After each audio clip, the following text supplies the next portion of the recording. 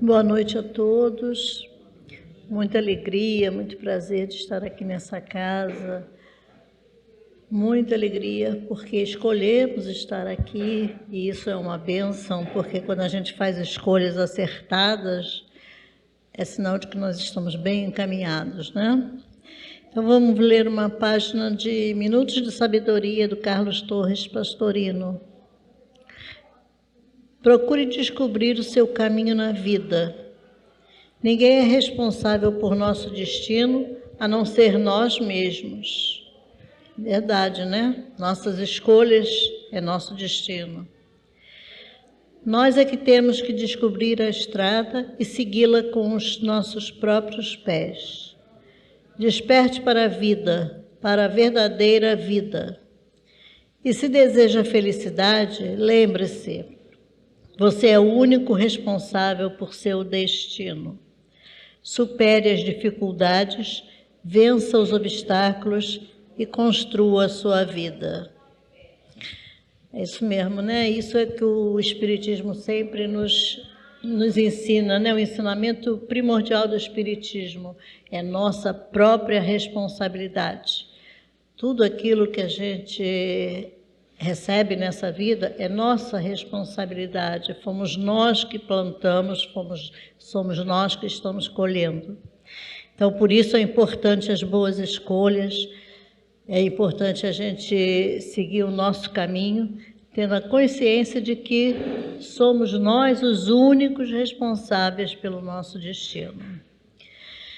Então, nessa noite, vamos pedir a Jesus que nos abençoe, que nos proteja, que dê-nos muitas boas intuições para que possamos fazer sempre boas escolhas, que mesmo quando os caminhos se parecerem mais fáceis de uma outra maneira, que nós possamos fazer a escolha correta. E que na noite de hoje, esse estudo feito pelo nosso amigo Mateus, Os Milagres na Visão Espírita, seja muito bem aproveitado por todos nós. Que Mateus seja abençoado também, que ele seja bem intuído e que a presença dos nossos mentores daqui na nossa casa nos conforte, nos dê saúde e paz. Que assim seja. Mateus.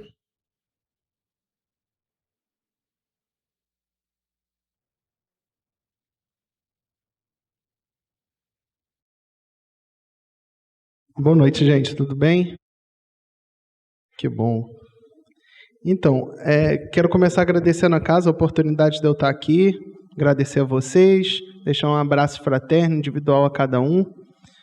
Está começando a semana agora, então a melhor forma da gente começar a semana é essa. Tivemos um dia talvez leve, talvez não, mas o importante é que a gente conseguiu chegar aqui, estamos todos bem.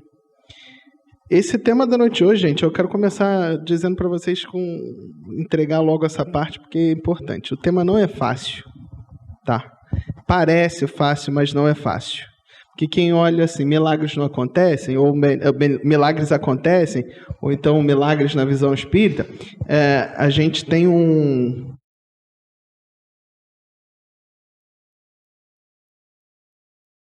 A gente tem muito forte na doutrina uma visão vulgarmente trazida como se o milagre de fato não existisse. Eu costumo ter uma leitura um pouco mais branda, sou sincero. No decorrer, nós vamos entender o porquê que eu costumo fazer dessa forma, mas para isso a gente precisa. Eu me baseei bastante no livro A Gênese, que traz para a gente uma explicação mais acertada com relação aos milagres. Kardec quis trazer esse tema para que nós concretizássemos na nossa mente a ideia de que nada escapa da lei natural. É importante a gente dizer isso.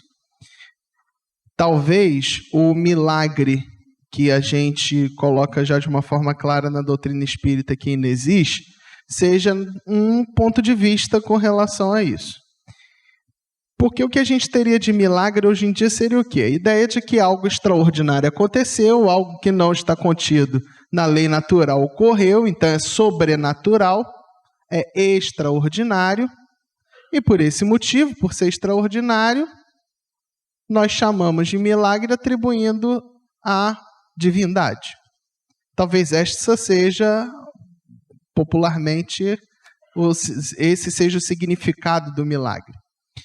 Kardec, então, traz para a gente, no livro A Gênese, uma conceituação, uma etimologia, que é a seguinte. Na acepção etimológica, a palavra milagre, de miraculum, admirar, significa prodígio, maravilha, coisa extraordinária. A academia definiu-a deste modo: um ato do poder divino contrário às leis da natureza conhecida. Então, vai no sentido, no encontro que nós estávamos falando antes. Só que a gente está acostumado, a gente carrega isso no nosso imaginário. A gente sempre diz assim, nossa, só se fosse por um milagre, ou um milagre aconteceu quando vem um livramento, ou algo do tipo. A gente faz assim, um milagre aconteceu. Então, a gente carrega conosco ainda essa ideia da possibilidade de Deus, por algum motivo, derrogar a lei natural e trazer para a gente algo de extraordinário. Eu digo isso porque não está na lei natural de uma pessoa que tem uma programação encarnatória de vir na pobreza, do nada, Deus materializar 1 milhão na sua frente. Mas a gente ainda tem talvez uma superstição aí, de ficar naquela, não, eu vou pedir a Deus dinheiro, vou pedir a Deus um recurso material.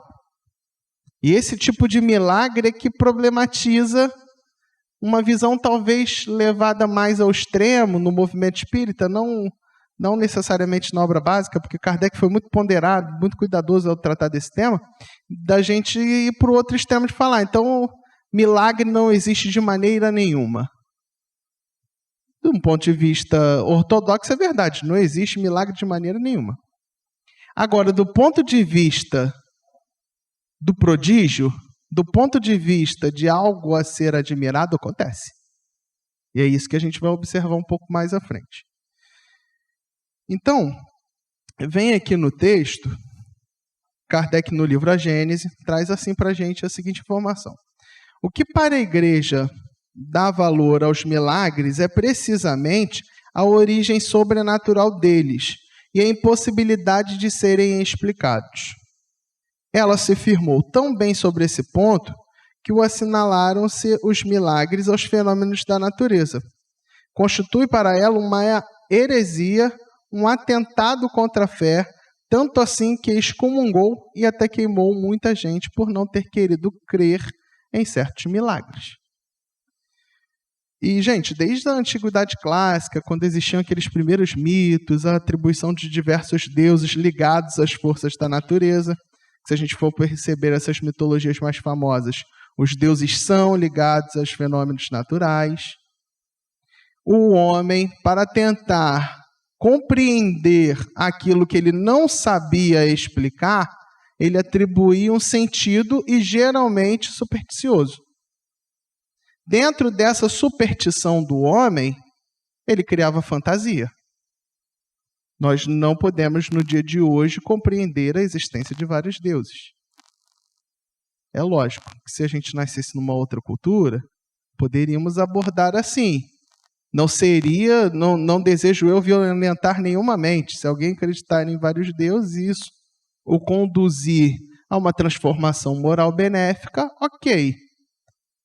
Um dia, na desencarnação, quando estivermos todos sob uma só pátria, da Irmandade Universal humana, enquanto espíritos, nós teremos a possibilidade de entender. O Criador é só um. A doutrina espírita explica isso para a gente de uma forma claríssima. Se existisse mais de um Deus, ele já se tornaria efeito e não a causa primária de todas as coisas. Deus é eterno, não foi criado, porque se ele fosse criado, ele deixaria de ser causa primária de todas as coisas. E aí, para a gente também não ficar muito órfão, lá na primeira epístola aos Coríntios, Paulo fala, Deus é um. Deixando bem claro para as criaturas, Deus é é uno, é único, é o provedor dos efeitos para as suas criaturas. Então, quando a gente observa o milagre, dá uma sensação de que aquilo que eu não consigo explicar é um milagre, então a maioria dos fenômenos da natureza à época, ainda não explicados pela ciência, eram considerados milagres. Hoje em dia, a gente até observa menos essa nomenclatura milagre para fenômenos da natureza, porque a ciência está muito avançada. E aquilo que a ciência hoje em dia não consegue explicar, eles até colocam que tem um elemento de uma força universal, mas não ligam mais ao milagre. A igreja também não liga muitos milagres a fatos extraordinários. Então, já foi calibrada essa visão com relação ao milagre um pouquinho mais evoluído. Ainda falta a gente acertar alguns pontos, é óbvio, mas a gente só vai acertar com o avançar da humanidade, não tem como a gente fugir disso. Aí a gente compreende Deus, enquanto criador de tudo, criou suas leis para gerar uma harmonia na Terra, no universo, nos diversos planetas criados. Essas leis, que nós chamamos de leis naturais, que foram reveladas para a gente na terceira revelação, que é a doutrina espírita, nos conduz a um entendimento de que, pelo progresso, nós iremos alcançar o seu cumprimento total. E ao cumprirmos totalmente essas leis naturais, logo nós estaremos numa perfeição. Seremos felizes, bem-aventurados. Então, seria soar estranho que Deus derrogasse uma dessas leis que justamente trazem a harmonia para o planeta Terra, para os demais planetas, para o universo, para toda a sua criação. É daí que vem algumas frustrações materiais nossas quando nós pedimos alguma coisa material e não recebemos. Porque isso seria um milagre na acepção trazida pela igreja ou antigamente mais professada. Isso sim seria um milagre, porque derrogaria a lei natural. O que derroga a lei natural, escapa a lei natural, é sobrenatural. Só que a doutrina espírita expõe para a gente, o sobrenatural não existe. E aí, quando Kardec avança um pouco mais nesse mesmo texto lá do livro A Gênese, ele expõe assim: foram fecundos em milagres os séculos da ignorância, porque se considerava sobrenatural tudo aquilo a causa não se conhecia. À proporção que a ciência revelou novas leis, o círculo do maravilhoso se foi restringindo. Mas como a ciência ainda não explorara todo o vasto campo da natureza, larga parte dele ficou reservada ao maravilhoso. E aí, no livro dos Médiuns, capítulo 2, ele tem um título do maravilhoso e do sobrenatural. Isso tem uma explicação de ser. Kardec não poderia correr o risco no livro dos Médiuns de as faculdades mediúnicas serem encaradas como milagres. Interessante que no próprio prefácio da obra, Kardec expõe, olha, nós fizemos um livreto, e de fato Kardec, logo depois da primeira edição do Livro dos Espíritos, ele trazia um guia pequeno, reduzido ainda, não tão grande, tão robusto quanto o Livro dos Médiuns, um guia de evocação e de comunicação espiritual, que era a gênese, vamos assim dizer, o início do Livro dos Médiuns. Só que o que aconteceu? Ele fez uma tiragem pequena, essa tiragem se popularizou ali naquela região e começaram a aplicar, por ser menor, era mais prático, era menos pormenorizado, menos teórico, como o Livro dos Médiuns não é, começaram a praticar reuniões mediúnicas de uma forma desajustada e irresponsável. Então, o que Kardec fez? O que ele podia recolher, ele recolheu. O que ele não podia recolher, que já tinha sido difundido, ficou difundido, mas ele não mais editou esse pequeno guia de evocadores. Ele foi e editou o Livro dos Médiuns, para que se tivesse um cuidado, uma responsabilidade maior. E logo no segundo capítulo, ele inicia com o do maravilhoso e do sobrenatural, porque naquela sociedade francesa do século XIX, faculdade mediúnica era espetáculo. Gente, não tinha televisão, Não tinha outras fontes de entretenimento. Então, o cara que conseguisse fazer alguma coisa que o outro não pudesse explicar, além daquilo ali ser sobrenatural, era maravilhoso, todo mundo se admirava. Lembra que miraculum do milagre vem de admirar? Então, todo mundo admirava. E o que o médium, porque por vezes era um médium de efeito físico, e o que o médium, ou então aquele que conseguia produzir qualquer tipo de expertise desconhecida fazia? Criava multidões com ingressos e enriquecia. Faziam shows. As mesas girantes que foram, vamos dizer assim, o que ensejou o início da codificação da doutrina espírita, era um evento pago, em que a elite francesa pagava muito caro para poder observar aquele fenômeno das mesas girantes. É bem verdade, quando Kardec começou a estudar, não era ainda bem assim, mas depois criou um nível a ponto que o charlatanismo tentou reproduzir o fenômeno. Só que aí já não era um fenômeno espiritual sério ao qual Kardec já tinha começado a estudar e percebido que havia uma inteligência ali por trás. Por que eu estou explicando isso? Porque hoje em dia, ainda que a gente não atribua esses fatos ao sobrenatural, a gente ainda atribui esses fatos ao maravilhoso. E essa superstição é ruim. Vou dar um exemplo para vocês. O Chico tinha uma faculdade mediúnica que era atípica, vamos assim dizer, rara, que se chama apometria. Como é que funcionava? Ele tocava no objeto, por uma leitura magnética, ele sabia o conteúdo, a história do que ali continha. Quando o Chico usava isso para responder cartas, então, ao invés dele abrir a carta, dele ler a carta, ele fazia uma leitura magnética ao segurar a carta e respondia a carta. Isso era uma possibilidade que Chico tinha para criar uma eficiência em seu trabalho. Agora, se eu chego para vocês, boto o nome de um mágico famoso e falo que faz isso, todo mundo vai se admirar falando, nossa, mas que mágica é essa? Vamos testar. Aí testando, vendo que a leitura do conteúdo era de fato precisa, todos nós iríamos fazer o quê? Nos admirar. Isso é extraordinário? Não. É sobrenatural? Não, está na lei da natureza, é uma faculdade mediúnica. Tem explicação de ser? Tem. Eu até vou dizer um pouco mais à frente como funciona. Mas nós iríamos nos admirar. Isso geraria em nós um sentimento da superstição. A gente não iria ficar procurando uma finalidade digna para aquilo ali. Ou se nós tivéssemos essa faculdade mediúnica, nós não iríamos usar santamente como Chico fez para responder as cartas que lhes eram trazidas com suas dúvidas, os pesares, as possibilidades de consolo. Nós iríamos procurar o entretenimento. E aí é que cria-se essa fonte do milagre ser algo ligado ao maravilhoso. Não podia Kardec, então, correr o risco que a mediunidade fosse dar conta do maravilhoso e do sobrenatural.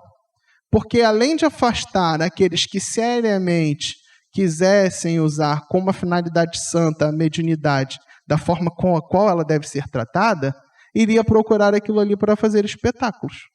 E aí o que eu vou falar agora também, gente, não é crítica não, mas nos Estados Unidos, médium é profissão. Tem carteira de paranormal, tem registro, tudo certinho. Eles lá utilizam isso como uma finalidade financeira. Há algo de ruim nisso? Na minha visão e na visão da doutrina espírita tem. Que aí a visão já não é minha, não sou eu que criei. Eu acho a visão da doutrina espírita correta. Porque a gente tem que dar gratuitamente o que gratuitamente recebemos. Se eu enriquecer com uma faculdade que Deus me atribuiu para fazer a caridade, eu creio que a finalidade tenha sido desviada. Kardec não poderia deixar esse risco se concretizar. Porque, mais uma vez cito o Chico, o evento da mediunidade do Chico criou um número de obras tão grande que é um repositório não para nós aqui no Brasil, é um repositório para o mundo. Existem diversos movimentos espíritas no mundo que se baseiam nos estudos das obras trazidas pela abençoada mediunidade do Chico. Inclusive, muitos dos movimentos espíritas mais fortificados no mundo têm lá a presença de brasileiros, que é um outro ponto que a gente vê lá no Brasil Coração do Mundo, Pátria do Evangelho. Por que isso? Porque é um planejamento. Vocês já imaginaram se naquela época tivesse sido pervertido o entendimento da codificação da doutrina? Hoje nós não estaríamos aqui. Então tem uma responsabilidade muito grande no a gente enxergar os fatos que ocorrem, por mais que nós possamos entender como maravilhoso. E aí, o Espiritismo, por essa via de consequência, não promove nenhum milagre. O que o Espiritismo promove são fatos, fenômenos, que por mais que a gente não enxergue na impressão visual dos nossos sentidos, são fenômenos de acordo com a lei da natureza. Então, Kardec já coloca logo no item 4 do capítulo dos milagres, dizendo assim: o Espiritismo, pois, vem a seu turno fazer que cada ciência fez no seu advento, revelar novas leis e explicar, consequentemente, os fenômenos compreendidos na alçada dessas leis. Que me traz uma outra reflexão com relação a essa questão do milagre. Todos nós sabemos que Newton trouxe a lei da gravidade, certo? Nós temos lá uma ideia do que a história vem para a gente não sabe muito bem se foi assim precisamente, mas a ideia que se tem é que a maçã caiu na cabeça dele e ele se perguntou, por que a maçã caiu? Outros poderiam enxergar de uma forma mística esse fenômeno, jogar a coisa para o alto e a coisa cair no chão, poderiam enxergar isso como uma atribuição divina, ou se criar um mito para ter acontecido daquela forma. Newton foi estudar e trouxe uma revelação de uma lei material, que é a gravidade. Agora, nós não podemos confundir uma coisa. Alguém que acha que Newton criou a gravidade? Não, ele não criou. Houve uma revelação da lei da gravidade. Por que eu estou falando isso? Kardec, quando diz que a doutrina espírita vem revelar as leis naturais, não é para a gente confundir que o Espiritismo criou as leis naturais. Quem criou essas leis foi Deus. E aí eu me lembro até no livro, como eu tinha citado antes o livro Brasil Coração do Mundo, Pátria do Evangelho, eu vou citar de novo aqui num ponto. Salvo o melhor juízo, o capítulo do texto que eu vou citar tem até o título do Dr. Bezerra de Menezes. Eu não vou me lembrar agora o número, vocês me perdoem. Mas ali vem uma explicação de Humberto de Campos. Humberto de Campos ele é muito preciso nas palavras, é um cronista mesmo de raiz, e ele expõe que logo depois que houve a Revolução Francesa, aquela efervescência social, teve uma reunião de Jesus com seus ministros para que fosse trazida a doutrina dos espíritos à Terra. E eles estavam ali naquele conclave meio que para escolher qual espírito seria destinado a fazer esse serviço da codificação. E assim é que chegou o nome de Kardec, um de seus ministros mais leais. Está lá relatado no texto. Só que tem uma passagem, uma frase que Humberto de Campos coloca, que é uma nuance, mas é muito importante para a gente. Que ele coloca assim, que Kardec veio trazer a revelação da doutrina espírita como um novo método de observação.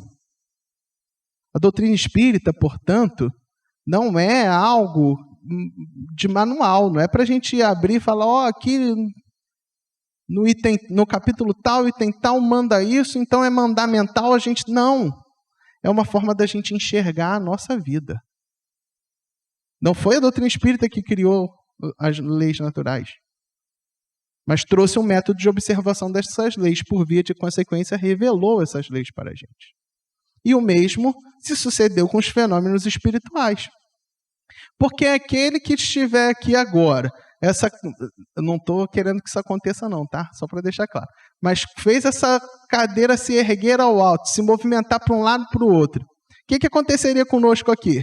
A gente ia falar, não, isso é um milagre, não é possível, ninguém está controlando essa cadeira. Por que a gente acha isso? Só porque a gente não consegue enxergar o que está fazendo a mesa se mexer, a cadeira se mexer? Aqueles que enxergavam o fenômeno das mesas girantes olhavam e pensavam o quê? É um milagre. Por quê? Porque não conseguia enxergar a inteligência por trás da ocorrência do fenômeno. Mas a doutrina espírita não. Ela vem trazer um novo método de observação. E aí, dentro desses métodos de observação, a gente observa pelo menos 3 coisas que são importantes a gente traçar aqui. A primeira delas é: a alma sobrevive ao espírito e o espírito atua sobre a matéria. Isso é algo patente. O espírito atua sobre a matéria. Quer uma prova disso? A existência desse corpo aqui que está me servindo de veículo agora. Digo que está me servindo de veículo porque eu não sou o corpo, eu sou o espírito que está animando esse corpo aqui. Vocês também. Nós somos espírito. É que às vezes a gente pensa como o corpo, ou a maioria delas, mas nós somos espíritos. Eu, espírito, para fazer a condução do meu corpo, ele tem que atuar sobre a matéria. Mas como o espírito atua sobre a matéria? Por intermédio de fluido. E aí a gente vai ter que... Por isso que eu falei que o estudo parecia simples, mas não era simples. A gente necessariamente vai ter que tocar no tema dos fluidos, que está lá no capítulo 14. Eu estou falando da parte dos milagres no capítulo 13, mas o capítulo 14 ele é o fundamental para conseguir explicações com relação aos milagres. Então, se o espírito tem possibilidade de atuar sobre a matéria, mas o espírito, mesmo que revestido do perispírito, não impressiona o nosso sentido ocular, a gente não consegue tocar, a gente não cheira, não impressiona os nossos sentidos em geral, ainda assim, atuando sobre a matéria, o que aconteceria conosco? Nós iríamos tender a acreditar que aquele fenômeno que ocorre materialmente é algo fora da lei da natureza, mas não. Os espíritos estão sob a égide da lei natural, assim como nós. A diferença é a ponderabilidade, ou a possibilidade de se tornar tangível. Nós estamos aqui cumprindo a lei natural, mas nós temos as nossas leis materiais que nos regem também. Por quê? O que há de material tem de ser regido da forma material. E o que há de espiritual tem que observar as nuances espirituais. Não dá para a gente começar a compreender o espírito sofrendo com a lei da gravidade igual a matéria mais densa, mais grosseira, sofre com a gravidade. Não tem como a gente traçar esse tipo de paralelo, porque são pontos de vistas completamente distintos. Mas o espírito atua sobre a matéria. Isso é importante. E aí o meio que ele atua sobre a matéria é por intermédio desses fluidos. Como é que o espírito controla, então, esses fluidos? Aí vem Kardec explicando no capítulo 14 do livro A Gênese. O fluido cósmico universal é, como já foi demonstrado, a matéria elementar primitiva, cujas modificações e transformações constituem inumerável variedade de corpos da natureza. Como princípio elementar do universo, ele assume 2 estados distintos, o de eterização ou imponderabilidade, que se pode considerar o primitivo, estado normal, e o de materialização ou de ponderabilidade, que é, de certa maneira, consecutivo àquele. O ponto intermédio é o da transformação do fluido em matéria tangível, mas ainda aí não há transição brusca, porquanto podem considerar-se os nossos fluidos imponderáveis como termo médio entre os 2 estados. E aí, na questão 27 do Livro dos Espíritos, Kardec pergunta justamente, falando sobre a questão da imponderabilidade espiritual, o que faria, então, com que fosse a base de tudo que há no universo. Ainda que de uma forma a gente não enxergar, o que seria essa base? E aí é que os espíritos introduzem esse entendimento do fluido universal. O que é esse fluido universal? Na nossa ciência hoje tradicional, eu digo hoje porque aconteceu há poucos anos atrás, para a gente pode parecer muitos anos, mas historicamente foi muito pouco tempo atrás. Eu lembro que em 2018 eu tinha lido essa matéria no jornal, falando que a NASA e os cientistas compreenderam que no universo não havia mais o vácuo. Antes nós tínhamos uma ideia de quê? Que o que há no espaço entre um planeta e outro, naquela distância, é um vácuo. E não. Hoje a ciência entende que há uma matéria que eles chamam de matéria escura. Nós aqui entendemos como fluido universal na doutrina espírita. A questão é que a doutrina espírita trouxe isso no século XIX e a ciência tradicional foi reconhecer isso só em 2018. Mas tudo bem, não tem problema. O que a gente observa do fluido cósmico sendo é uma matéria imponderável, melhor dizendo, o fluido é imponderável no primeiro momento, não tangível, no seu estado primitivo, porém os espíritos, se valendo desse fluido, conseguem manipular para trazer a um estado de materialidade. E existem entre essas duas formas, esse fluido universal, um outro estado intermediário, que é o estado de transição. Porque é claro que para algo de imponderável, de intangível, se tornar tangível, há de se ter uma transformação. Algo tem que acontecer para que o que não é ponderável se torne ponderável. Esse estado intermediário, a gente tem como exemplo o perispírito. Alguém aqui consegue enxergar o perispírito sem a faculdade mediúnica? Não. Mas o perispírito existe? Existe. Ele não é semimaterial? A doutrina espírita nos traz essa informação? Traz. Ele é semimaterial. Por que ele é semimaterial? Porque ele está nesse meio entre a transformação do material e daquilo que ainda é imaterial. André Luiz, no livro Evolução em Dois Mundos, traz para a gente uma metáfora que é importante, que expõe assim: é como se o fluido universal fosse um imenso oceano ao qual todo o universo está ali mergulhado. Então, tudo que nós vemos é a transformação dessa matéria básica, de um fluido primitivo, que é o universal. Esse planeta aqui, ao ser criado, ele não foi criado assim, Deus pegou uma argila, juntou, fez um formatozinho arredondado. Não. Foi um processo lento e gradual de transformação dos fluidos. A gente observa no próprio livro A Gênese, nos seus capítulos primeiros, ali por volta da uranografia da Terra, entre outros capítulos ali mais próximos, Kardec expondo que Jesus manipulava, por intermédio até mesmo de seus prepostos, esse fluido universal a se tornar o que nós enxergamos hoje. E é um poder, de fato, de criação muito grande. Na parte que se fala dos fluidos também, a gente tem lá Kardec trazendo a fotografia por pensamento. E aí tem algumas pessoas que se zangam ou, sei lá, preferem não trabalhar com esse termo, que o André Luiz foi chamar depois de forma pensamento. Mas a foto-pensamento é a mesma coisa que fotografia por pensamento que Kardec tinha trazido. É a mesma coisa. Conforme a gente está aqui criando o pensamento, nós estamos manipulando o fluido, de acordo com a nossa vontade. Nós só não percebemos. Então, qual é a titularização que Kardec dá? A gente observa aqui no texto mais à frente, Kardec diz assim: cada um desses dois estados, ou seja, de imponderabilidade e de ponderabilidade, dá lugar naturalmente a fenômenos especiais.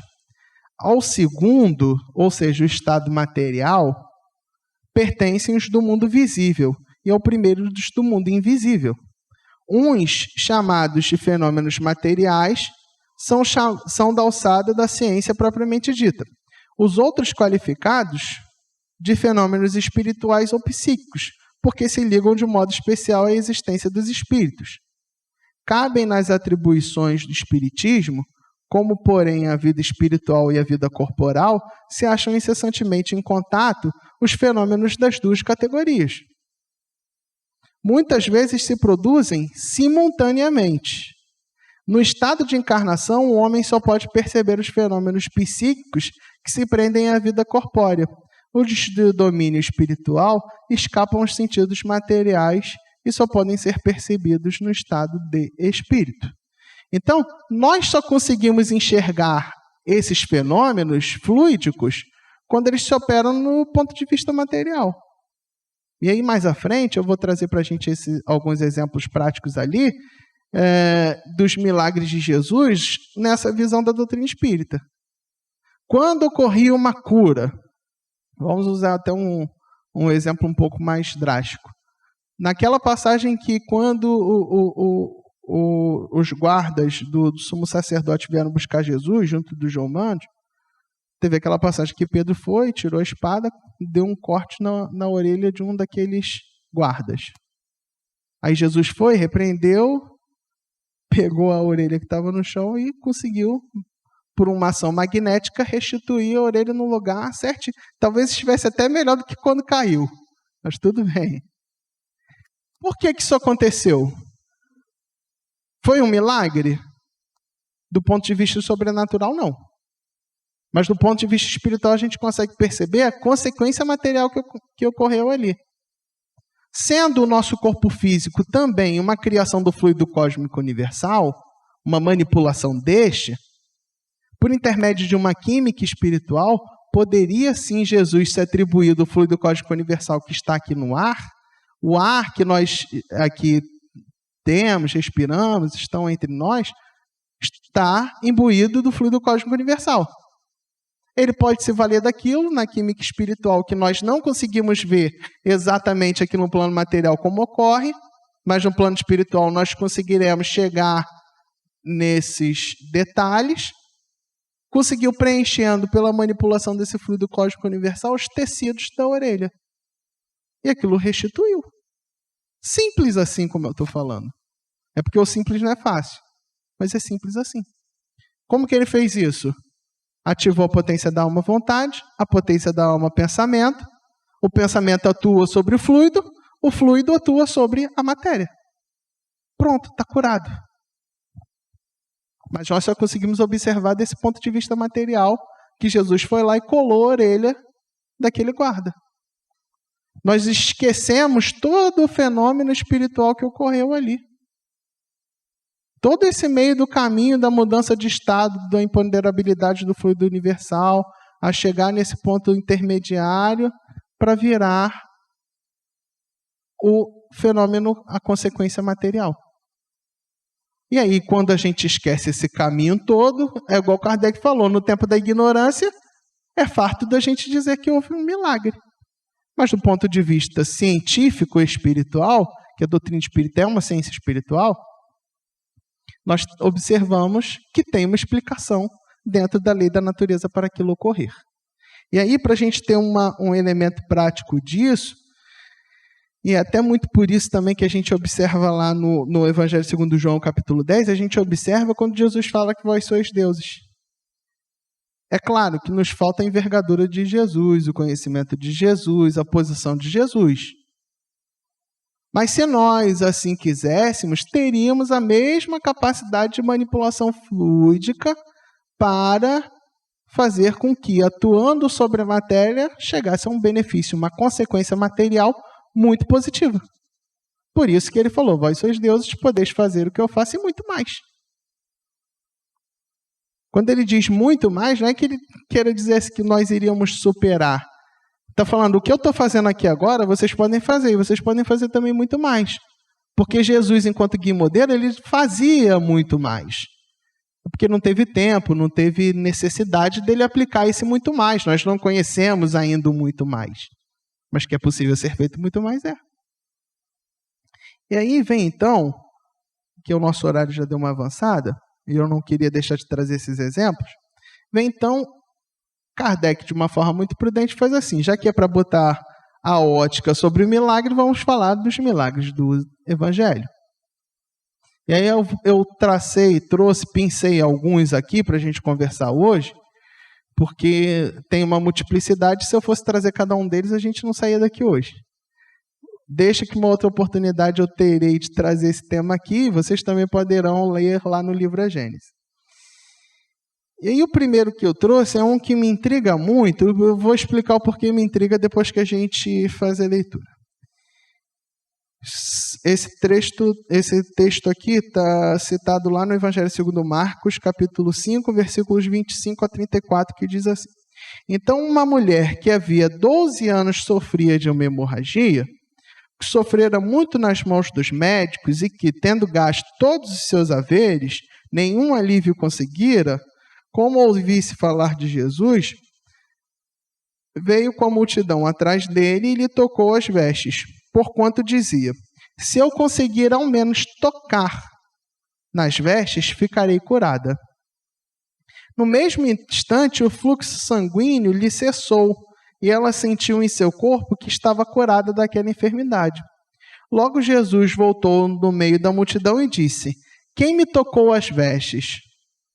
Seus discípulos lhe disseram: Vês que a multidão te aperta a todos os lados e pergunta: Quem te tocou?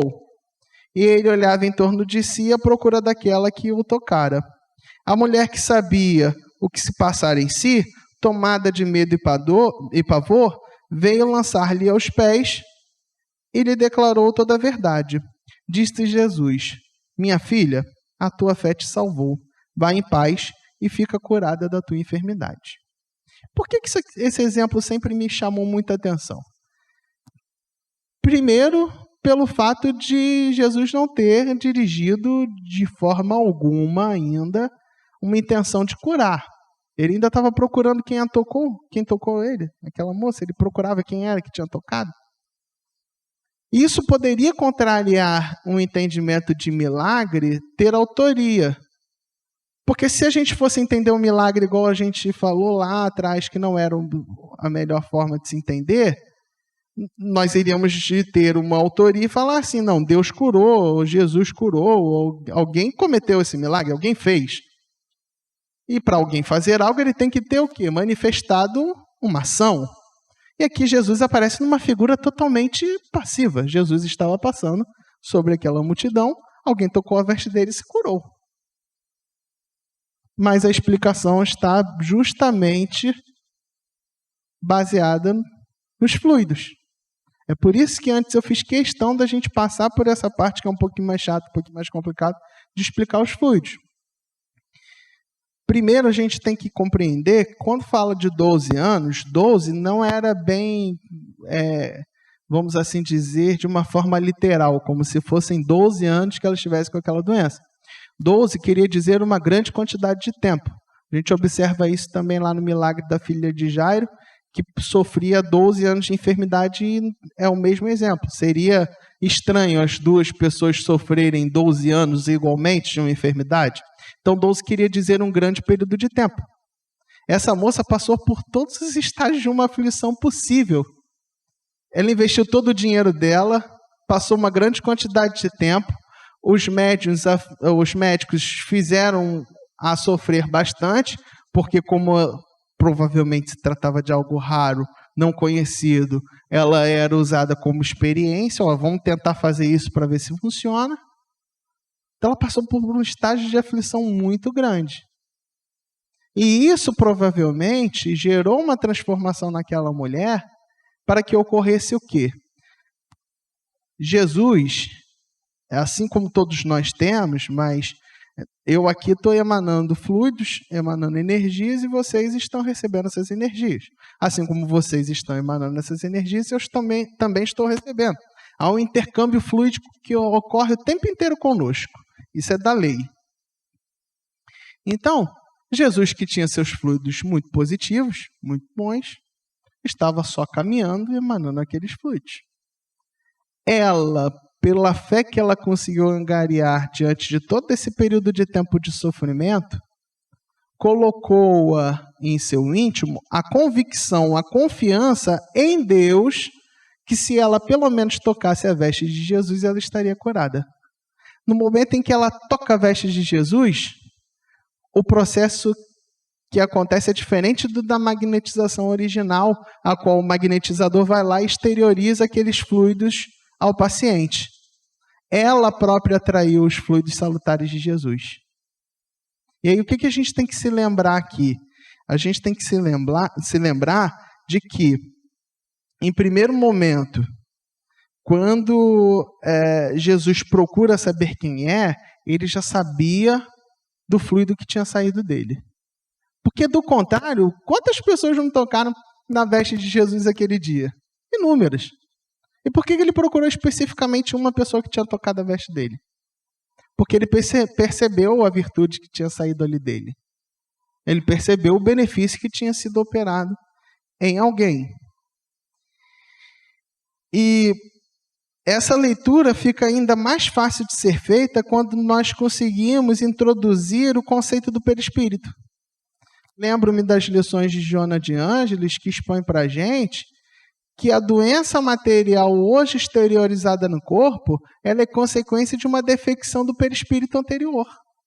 Então, as doenças, para brotarem no nosso corpo físico, elas primeiro passaram pelas defecções no perispírito. Lembrando que o perispírito é semimaterial, é fluídico, manipulável pelo pensamento. Tem até lá no Livro dos Espíritos, um ensaio teórico sobre a sensação dos espíritos, Kardec dá uma verdadeira aula sobre o perispírito. No próprio capítulo 14 do livro A Gênese, Kardec dá uma aula enorme sobre o perispírito. Traz diversas de suas propriedades, seus elementos. Um deles é a possibilidade de se moldar pelo pensamento, sendo fluido como é. Então, primeiro a gente começa a introduzir no perispírito fluidos ruins. Isso vai gerando uma doença espiritual primeiro, para depois virar uma doença no corpo físico.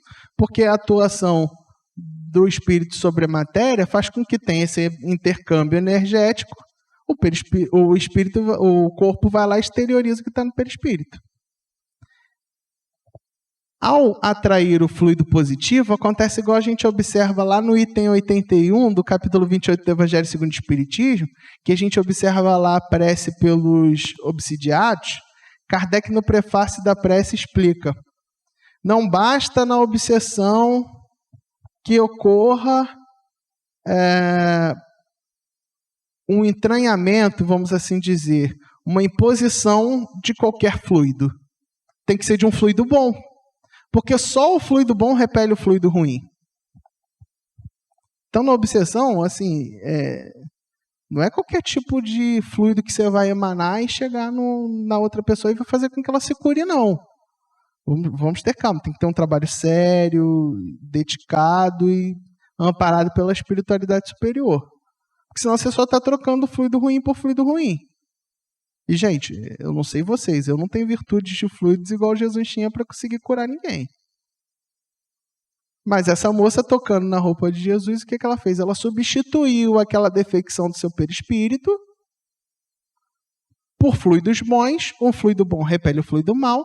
Fez com que a desorganização que havia no campo biológico celular ali do seu corpo físico se ajustasse. Ao se ajustar, a hemorragia cessou. Ponto. Ela estava curada. E aí o que Jesus faz? Jesus fala: veja só, te curei. Não, ele fala: vai, minha filha, a tua fé te curou. Vá que você está curada da sua enfermidade. Quem curou foi a fé dela mesma, que conseguiu atrair aqueles fluidos. E nós, pelo pensamento, estamos o tempo inteiro na nossa existência atraindo situações para a nossa vida. O tempo inteiro. Quer um bom exemplo disso? O trabalho, alguma coisa deu errada. Ponto. Eu passo o dia inteiro pensando naquilo ali que deu errado. O dia inteiro, pensando. Misteriosamente, quando eu saio do trabalho, os outros afazeres da minha vida dão errado. E aí eu costumo dizer o quê? Bom, depende da denominação religiosa que eu for. Se eu for de uma denominação religiosa um pouco mais acalorada, eu vou dizer que é o demônio. Mas como aqui no plano espiritual a gente sabe que aqui na doutrina espírita a gente sabe que o demônio não existe, o diabo não existe, foi uma consequência dos meus próprios pensamentos. Isso gerou um milagre? Não, gerou um elemento psíquico. O fluido se movimentou independente de eu tê-lo visto. Então houve primeiro um fenômeno espiritual de atração para que depois isso tivesse uma consequência material. Agora vamos fazer olhar um exemplo positivo. Uma pessoa em determinado dia foi lá e obteve o diagnóstico de câncer em fase 4 e já tinha metástase, uma situação bem difícil. O médico já tinha dado até prazo de validade. Aquela pessoa foi e encarou de uma forma muito positiva. Pensou assim: olha, minha vida é finita mesmo, uma hora chegaria, eu teria que perecer o meu corpo físico por algum motivo. Mas nem por isso vou me abater. Vou procurar um meio de conseguir restabelecer a minha saúde. E aí a pessoa, além de procurar todos os meios possíveis, do ponto de vista de alopatias, homeopatias, materiais, procurou também um tratamento espiritual. procurou também uma modificação.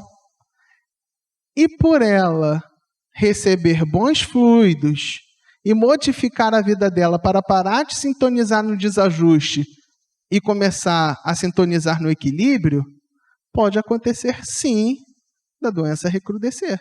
A não ser que seja um fato expiatório, que aí, se está lá na sua programação encarnatória, que a aflição do câncer vai te gerar o perecimento do corpo físico, está planejado. Nós temos de cumprir o nosso planejamento encarnatório. Ponto. Se não, há possibilidade de cura. Desde que eu faça por onde? Porque aquele desajuste também não aconteceu à toa, não. Deus não castiga ninguém. Aconteceu por culpa minha. Por isso que muitas vezes o câncer é ligado a uma doença, vamos assim dizer, psicossomática. Eu, de tanto carregar fardos que não deveria carregar, de mágoa, de angústia, de estresse, gero essa consequência no meu corpo físico. Há possibilidade de mudar? Desde que eu tenha vontade de trabalho para aquela mudança, me equilibre. E como não vai dar muito tempo, eu tenho poucos minutos, para a gente não ficar só nos milagres, eu trouxe os outros ali que tinham da Gênesis, mas para a gente não ficar só nos milagres lá do Evangelho, porque existem diversos lá descritos, eu queria contar uma história rápida do Dr. Bezerra de Menezes. Eu não sei se vocês sabem, mas o Dr. Bezerra de Menezes e a FEB, as histórias se confundem, né? Nós estamos aqui hoje por conta de Dr. Bezerra ter trabalhado no início ali dos anos de 1900 para frente. Mas enfim, vamos lá. O Dr. Bezerra de Menezes decide uma reunião da FEB. Ele já tinha dado de material tudo que ele tinha nos bolsos para quem tinha procurado ele. Veio um jovem rapaz e lhe pediu uma assistência financeira, contando que suas filhas e a esposa estavam em casa todas doentes, ele estava desempregado e nem leite das crianças tinha em casa. O que Bezerra de Menezes fez naquele momento? Apalpou os bolsos, viu que nada de material tinha e falou: olha, meu irmão, eu não tenho nada de material agora para te oferecer, mas eu posso te dar um abraço? E aquele rapaz ficou meio sem graça, mas deixou. Ao abraçar, o Dr. Bezerra de Menezes lançou uma rogativa ao plano espiritual para que a espiritualidade que estivesse disponível e tendo o merecimento daquele rapaz, pudesse o auxiliar. E aí, ao desenlaçar o rapaz do abraço, o Dr. Bezerra de Menezes fala para ele: meu irmão, me faça uma gentileza, vá direto para a sua casa agora, abrace as suas filhas, abrace a sua esposa e entre numa rogativa a Maria, nossa mãe, expondo a sua situação e pedindo ajuda. Se fôssemos nós e nós estivéssemos na condição daquele rapaz e não conhecêssemos o Dr. Bezerra de Menezes, o que nós faríamos? Iríamos direto para casa? Não, a gente iria continuar na rua procurando alguma coisa de material para nos sustentar. Nós teríamos essa fé de acreditar? Talvez não. Mas o rapaz foi para casa. Ele chegou em casa e fez exatamente o que o Dr. Bezerra de Menezes tinha recomendado. Deu um abraço na esposa, deu um abraço nas filhas e orou a Maria. Ele não fez essas orações assim com palavras bonitas, não. Ele só pediu ajuda. O que aconteceu naquele instante?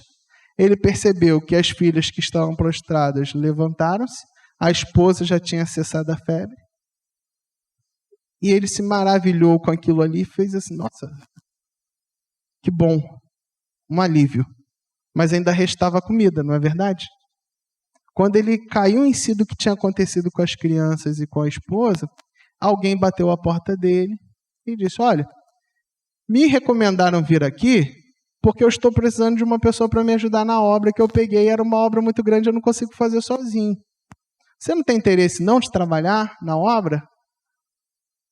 Ele, ultra grato: claro que eu quero, eu estou desempregado. Só que não parou por aí. Essa pessoa falou: olha, eu vou te dar aqui o adiantamento de uma parte do pagamento, porque você precisa amanhã se deslocar para lá. E era uma quantia que dava para ele se deslocar no outro dia e ainda levar o alimento para sua família. O que esse rapaz fez no dia seguinte? Fez o seu trabalho, cumpriu o horário, mas correu até a porta da FEB para esperar o doutor Bezerra de Menezes para o agradecer. Essa história está contada lá no livro Lindo dos Casos de Bezerra de Menezes, que é trazido pelo Ramiro Gama. Por que eu estou contando essa história para vocês, gente? Eu vou explicar. Nesse próprio livro conta que quando Bezerra de Menezes lançou a rogativa aos espíritos superiores, a emanação fluídica foi tão grande que preencheu todo o quarteirão que ele se encontrava ali. É importante essa informação da emanação fluídica, porque aquilo ali é que possibilitou a rede de apoio chegar até aquele necessitado. Só que aquele necessitado, ele poderia ter tido uma atitude descrente, mas não. Da mesma forma do que a moça da hemorragia, da perda de sangue, ele teve fé e criou condições para que aquilo ali fosse atraído até si.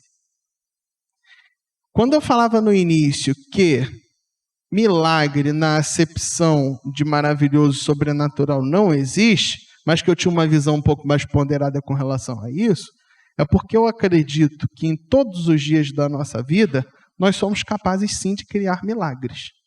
Não nessa conta de sobrenatural, mas de transformações para o bem, nós somos capazes de fazer. Os milagres acontecem. Sim. Para isso, há uma série de requisitos a serem cumpridos. Também não há ali nenhuma derrogação da lei natural. Não vou receber nada de graça. Mas que eles acontecem, eles acontecem. Nós somos capazes de criar. O que falta em nós para que isso ocorra? Eu não vou falar de vocês que eu não tenho legitimidade de falar, mas de mim eu falo. A falta de confiança, de fidelidade com a lei de Deus é uma delas. Ou seja, traduzindo a fé. O desejo, a vontade de se melhorar é outra. São pontos que nós devemos enxergar. Porque a doutrina espírita, ela é muito bonita, muito consoladora, mas ela é dura do ponto de vista que nós devemos fazer uma reforma interior. Isso é inegociável. A proposta que nós observamos quando são reveladas as leis naturais, que está lá na parte 3ª do Livro dos Espíritos, não é para que a gente conheça a lei e busque um cumprimento material dela. Não. É para que a gente conheça a lei, enxergue ela no nosso íntimo e possa refletir nas nossas ações. Fazendo assim, um dia, além, é claro, de sairmos de diversos embaraços que nós criamos hoje em dia para nós mesmos, nós poderemos chegar à possibilidade de sermos felizes. Até lá, nós vamos continuar em busca de um milagre que, do ponto de vista religioso, não virá, buscando, ansiando um futuro melhor que só dependeria da gente cumprir. Qual é o nosso estímulo, nossa motivação daqui para frente? Buscar colocar em prática, nem que seja um pouquinho, que a gente não vai cumprir tudo de uma vez, mas tentar colocar em prática, nem que seja um pouquinho. Porque amanhã nós iremos observar o resultado de um milagre, do ponto de vista de um acontecimento de se admirar. Nós observaremos isso em nossa própria vida. Basta que nós tenhamos criado a causa para esse efeito maravilhoso acontecer. Então, gente, eu quero agradecer a paciência de vocês, agradecer a oportunidade, deixar um abraço a cada um de vocês, um desejo de uma boa noite, uma boa semana também. Muito obrigado. Gente, que maravilha o que nós escutamos aqui, que nós aprendemos com a doutrina espírita, que apenas nos traz informações das leis divinas. Sempre existiu isso. E a doutrina espírita nos traz com clareza essa ação desses fluidos na nossa vida. Isso é uma realidade, né? Estamos mergulhados nesses fluidos e o tempo todo, né, como disse Mateus, nós manipulamos essa energia, esses fluidos com o nosso pensamento. Então, a nossa personalidade, o nosso modo de ser, forma um campo magnético em torno de nós, né? E temos a beleza de perceber que podemos estar unidos a essas energias superiores que estão à nossa disposição. É uma questão de escolha, né?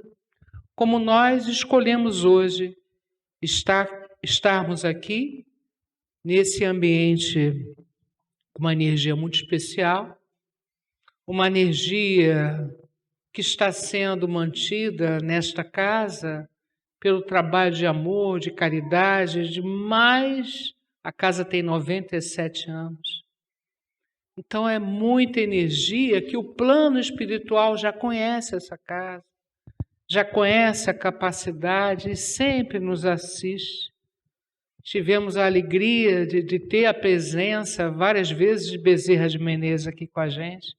Como é que pode esse irmão tão ocupado, né, lembrar da nossa casa e vir nos dar assistência?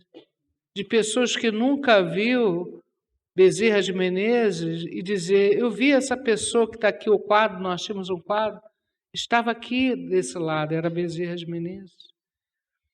Então, essa energia linda está à nossa disposição. E muitas das vezes nós, no dia a dia, pelas preocupações, pelas coisas que o mundo ainda nos traz, esquecemos dessa beleza que está à nossa disposição.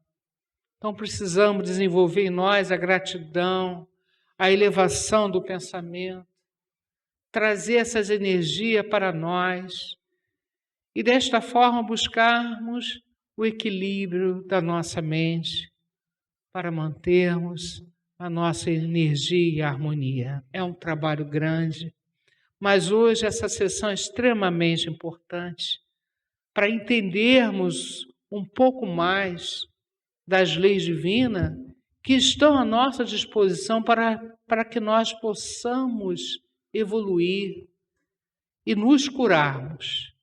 Viemos à Terra, reencarnamos mais uma vez para ajustes, para acertos de algumas questões e não para adquirirmos mais dívidas, né? Então, Jesus esteve aqui pessoalmente, há mais de 2000 anos atrás, para trazer essa prescrição, essa orientação do caminho para o bem, para a nossa evolução. Então, tudo que nós fazemos nessa casa é exercitar um pouco daquilo que Jesus disse que nós poderíamos fazer. São o nosso passe, as palestras, as operações espirituais, tudo é manipulação de energias balsâmicas que ajudam a todos nós. Agora, precisamos ter fé, precisamos ter a clareza no nosso pensamento e fazer por onde, né? Então, nesse momento, nós que já entendemos um pouco mais dessa energia que estamos mergulhados, nós podemos irradiar, nós podemos dividir. É o que nós queremos fazer nesse momento para os nossos entes queridos que estão no plano espiritual e vivos em alguma dimensão. A vida continua. E todos nós estamos mergulhados no mesmo fluido. Eles vão receber nesse momento o nosso abraço, o nosso carinho, o que quisermos, mentalizando com o nosso pensamento. Aquela saudade daquela mãe, daquele pai, daquele filho, daquele irmão, daquele amigo, que eles recebam um abraço nesse momento de saudade, mas uma coisa muito bonita, positiva para cima, para que eles estejam bem e continue essa caminhada no plano espiritual, buscando evoluir, buscando se aproximar de Deus. Então, nós temos aí vários pedidos na caixinha de prece, nomes queridos que lá nós colocamos, nomes que estão na nossa mente, no nosso coração. Tenho a certeza que nesse momento eles receberão, através dessa energia, desse fluido cosmo universal, a nossa mensagem de amor, a nossa oração. Pai nosso, que estás no céu, santificado seja o vosso nome, venha a nós o vosso reino, seja feita a vossa vontade, assim na terra como no céu. O pão nosso de cada dia nos dai hoje, perdoai as nossas ofensas, assim como nós perdoamos os nossos ofensores. Mas não deixeis cair em tentação, livrai-nos de todo mal, que assim seja. Que essa oração leve o nosso abraço, flores, para esses nossos entes queridos que estão no plano espiritual e para tantos irmãos que nós não conhecemos e precisam dessa ajuda, né? E as nossas companhias espirituais, os irmãos que estão aqui no plano espiritual estudando conosco. Todos nós, todos eles sejam envolvidos nessa luz, nesse amor imenso de Jesus. Graças a Deus. E o sistema de oração é isso, né? É uma transferência de energia. E vamos então fazer aquilo que nós fazemos toda segunda-feira, a irradiação. O que será essa irradiação? O nomezinho que nós colocamos nas caixinhas. Nós temos uma equipe responsável no plano espiritual por cada caixinha, localizar as pessoas, levar ajuda. Isso é possível, isso acontece sempre nessa casa, né? Aquilo que Bezerra de Menezes fez, quanta coisa em proporção se pode fazer também aqui. Então vamos, nesse momento, irradiar, usar a capacidade, porque nós somos deuses, né? Como disse Jesus. Nós temos capacidade de manipular essa energia à nossa volta, esse fluido de energias lindas, maravilhosas, para irradiar ao máximo em torno de nós, para os nossos lares, as nossas casas, o nosso grande laboratório de vida dentro do nosso lar. Que essa irradiação que parte daqui, que nós estamos ajudando, possa fazer a limpeza espiritual da nossa casa, substituindo os fluidos que de repente estão lá, que não estão tão bons, por essa energia bonita que nós estamos irradiando para a nossa casa. Isso é realidade, isso é possível. Então vamos mentalmente fazermos uma limpeza espiritual dos nossos lares. Vamos mentalizar a porta de entrada, todos os cômodos, e vamos mentalizar luz, energias superiores, envolvendo a nossa casa, envolvendo as pessoas que lá estão, deixando muita paz e muita harmonia. Irradiação de amor, do coração de Jesus, do coração de Maria, do coração de Bezerra de Menezes. Atingindo aí, espalha o nosso ambiente de trabalho, a nossa comunidade, nosso Rio de Janeiro, nosso Brasil, a nossa terra escola querida. A irradiação partiu e vai para o infinito. Que bom que nós estamos gerando agora energias superiores dentro de nós, direcionando o nosso pensamento para o amor, para o caminho do bem. Graças a Deus.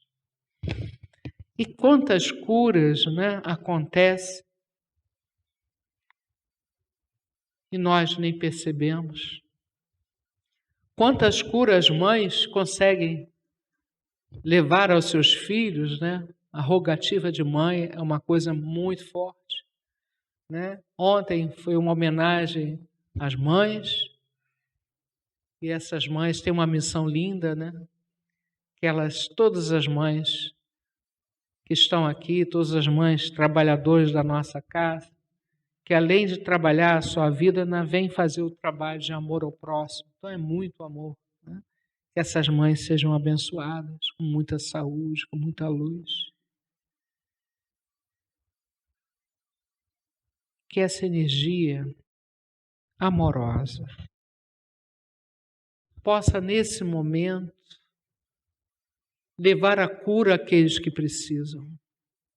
Nós que estamos aqui sentados, precisamos de curar a nossa mente, curar o nosso coração, curar alguma parte, né, de algum órgão que esteja com alguma dificuldade. Então, nesse momento, nós mentalizamos Bezerra de Menezes. Bezerra de Menezes tem uma grande capacidade de irradiação. Já tinha quando era encarnado, né? Imagina num plano espiritual, apoiado por Nossa Senhora. Então, a energia de Bezerra de Menezes está aqui, com certeza, conosco. A falange médica, os trabalhadores médicos da casa estão aqui, atendendo a cada um de nós, atendendo a caixinha ali de visita médica, que nós pedimos com muito carinho por essas pessoas, né? E aqui eu tenho um pedido especial para Arlete Domingos Coutilho, AVC, está na Sala Amarela, no Hospital Salgado Filho. Deus ajude a nossa irmã Arlete, né? Porque é um lugar delicado, não só ela, mas todos os irmãos que lá estão, né? Que as nossas águas do ambiente sejam fluidificadas, né? Isso nós na doutrina entendemos, a manipulação de fluidos, levando energias, as moléculas da água, transformando no medicamento que nós precisamos, né? Então é muita coisa boa, é muita ajuda que recebemos dessa equipe espiritual. Muitos milagres, entre aspas, né? Nosso irmão Mateus falou sobre isso. É ciência, é ação do amor divino, misericórdia divina sobre todos nós. Então pedimos pelos irmãos que estão pela rua, os irmãos que estão nos orfanatos, prisões, asilos, mais uma vez pedindo por todos nós, né? E aí nós falamos: vamos, Jesus, passear na minha vida. Quero voltar aos lugares em que eu estive só. Quero voltar lá contigo, vendo que estavas comigo. Quero sentir teu amor a mim falar. Cura, Senhor, onde dói. Cura, Senhor, vem aqui. Cura, Senhor, onde eu não posso ir. Cura, Senhor, onde dói. Cura, Senhor, vem aqui. Cura, Senhor, onde eu não posso ir. Graças a Deus, que Deus nos ajude, né, a encontrar esse caminho da paz, da harmonia. Graças a Deus. E vamos agora ao passe, né? Olha quanta energia bonita está sendo manipulada para nós, para o nosso equilíbrio. Possamos ter gratidão a essa espiritualidade que trabalha há tantos anos, né? Levando esse carinho a cada pessoa que chega nessa casa, né? Um momento muito especial.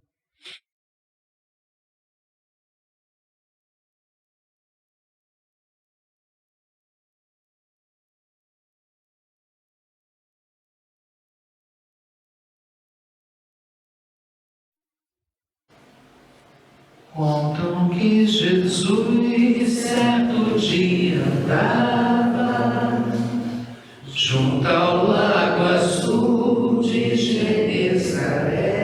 Todos nós estamos lá agora.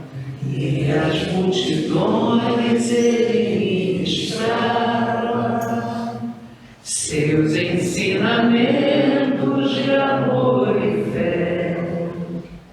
Com saliva e lodo curava os cegos, junto ao velho tanque de Siloé. Numa tarde linda de primavera, outros mais prodígios ele fizera na cidade santa de Nazaré. Foi o bom Jesus que nos ensinou junto ao lago azul de Genezaré. Nazaré, caridade, amor, bondade, luz, verdade, fé.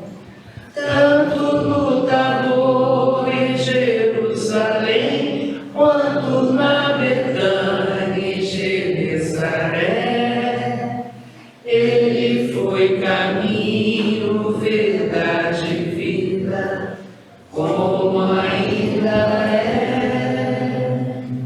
Nós recebemos aqui uma energia muito especial, que possamos continuar com ela guardada em nosso coração, na nossa mente, possamos desenvolver em nós a humildade, a simplicidade, a harmonia, o respeito ao próximo, né?